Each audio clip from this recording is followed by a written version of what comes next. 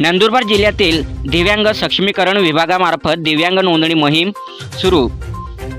माननीय जिल्हाधिकारी साहेब नंदुरबार यांच्या आदेशान्वये जिल्हा दिव्यांग सक्षमीकरण विभागामार्फत जिल्ह्यातील नवापूर, नंदुरबार, शहादा, तळोदा, अक्कलकुवा, अक्राणी या सर्व तालुक्यात दिव्यांग बंधू भगिनींचे गावांतर्गत नवीन दिव्यांग नोंदणी मोहीम सुरू असून यात संपूर्ण जिल्ह्यातील 21 प्रकारच्या दिव्यांग बांधवांचे UDID कार्ड व प्रमाणपत्र काढण्याचे प्रमाण हे कमी असल्याने त्यांना दिव्यांग प्रमाणपत्र काढून देणे तसेच त्यांचे दिव्यांग कार्ड आहे ज्यांचे दिव्यांग कार्ड आहे त्यांचे सहाय्यक पोर्टलवर जोडणी करण्याचे काम सुरू आहे।